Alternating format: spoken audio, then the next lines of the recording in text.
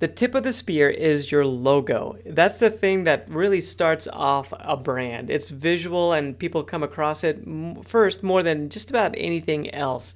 A logo is going to set the tone for your brand, so you want to make sure we get this right. So I'm going to spend a little bit of time just unpacking what a logo is and how to design a great logo for your church. So there's a story that I just came across about Phil Knight. He's the founder of Nike, and he basically back in the 70s was trying to create this new company, this new shoe company, to compete with some really large shoe companies that already existed. Well, he created this sneaker, and the factory needed to know the name of the sneaker. And he didn't have a good name. He had a bunch of them he's kicking around. And then finally, he had gone to this trip to Greece, in ancient Greece, and one of the names that came up was the name Nike. And he finally just wrote that down with just about an hour to spare before the factory had to put something on the shoes. So he put the name Nike down and faxed it off, and didn't really feel good about it, but he sent it off, and that became the name of the shoe. Then once again, a few months later, the factory came back and said, we need some sort of mark that we're going to put on the shoe that represents the Nike brand. So he had a designer who was just working part-time come up with some marks that he took a look at. They were kind of these bloated lightning bolts and check mark looking things. And finally he picked one and gave it to the factory, again with hours to spare. And that's what they used to put on the side of their shoes, this check mark looking thing.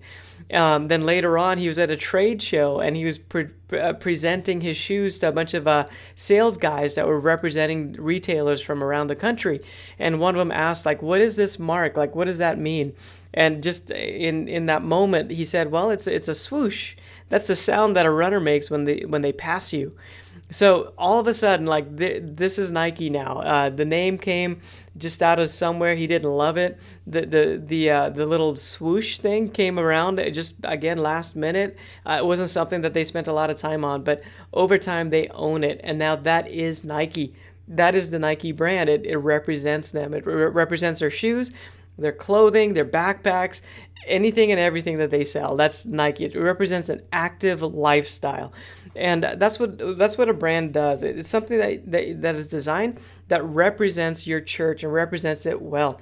It's designed first for the people that you are trying to reach. So the first audience you need to design the logo for are those that you are trying to reach. And then you want to make sure that it works for the church audience as well, but make sure first that it works.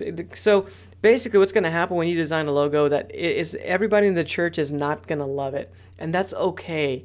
Just like Nike had to step into the branding that was created, you'll step into your logo as well. So make sure it just appeals to the people you're trying to reach, and then don't worry too much about those that are already part of your church. We want them to like it, but they may not love it, and that's okay. We just want to make sure we get it right. The logo sets the tone for the rest of your branding, the colors, the fonts, the graphic treatments that you use, the type of photography that you use. So the logo is really the tip of the spear that sets the tone for all of this. So make sure you get someone that knows what they're doing. A lot of churches will get a high school kid to throw something together in Photoshop.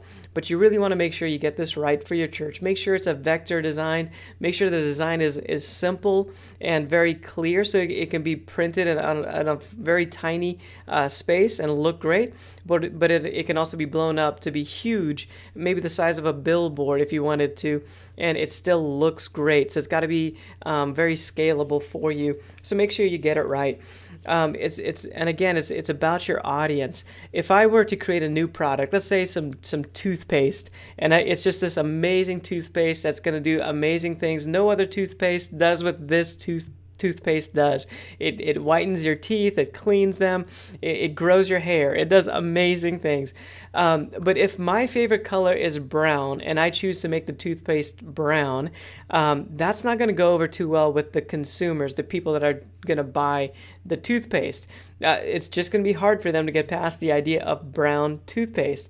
So if I wanted to sell the toothpaste, I would make it something that's more delightful, white and blues and that type of thing. It makes you feel clean, right?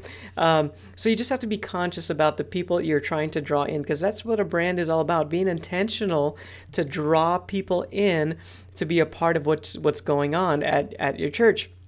And your logo, again, represents that. The logo is going to be unique to your calling. So it'll be a unique design, and it should appeal to the right people. It won't appeal to everyone, but it will appeal to the right people. I want to show you just a few different types of logos to get you up to speed on what a logo is. So first off, we have a symbol or an icon, and there's three of them right there that you probably recognize. It's just a symbol. This is really hard to do. It takes a lot of money to get this, just a symbol, to be recognized. The next one is a word mark. So things like Facebook, Nike, Sony, those are just words that are a logo. The font treatment is the logo. That's pretty good. That can take you a long ways for a church. The letter mark is down there where it has like just the initials for the company. So we've got GE and HP, these type of companies that use these letters. And again, that takes a lot of branding effort, a lot of money and time to build that in. To just be known as a couple of letters takes some effort. The next one is a combination mark. This has some sort of a symbol combined with the words that spell out the name of your church, or your company in this instance. So Hawaiian Airlines, Adidas, Sprint, they all have these marks that work by itself, but they have it together with the words, so you could use it either way. This is probably the most popular way to design a church logo, because it gives you the flexibility of having a mark that you could just put on a t-shirt or a coffee mug, but it gives you another option where you could put everything so people can understand who you are, and you don't have to spend as much money trying to build brand recognition, because it's right there, it's in the words. The last one is an emblem. An emblem is kind of like a rubber stamp that you would just kind of throw onto different things. This could be very, very effective for churches, mostly trendy churches that are reaching maybe a younger demographic, but it's another good option. So these 5 types of logos will get you going in the right direction. And here's some examples of churches all around the country that are very effective in their branding, and it's a mixture of all these different types of logos, and you can see how it gives these church a certain look and a certain feel that just represents their vision, their calling, the types of people that they're meant to reach. So when you design your logo, just know that it's going to be unique to your calling. It should be unique to your calling. So the logo itself, it shouldn't be a copy of somebody else's calling, because your calling is unique. It should be something that's unique to that. And it should appeal to the right people. Not everyone. Everyone's not the goal that everyone's going to love it.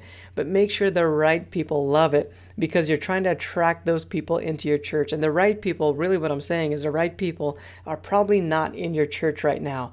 They're probably the people you're trying to reach. So design a brand, design a logo that appeals to them first, and then it can appeal to the people that are currently in your church. So get this right, get the logo right, and make sure it's designed first for those people that you are trying to reach, and it'll help you just always be aware of reaching outside the walls, reaching those that aren't already in the church.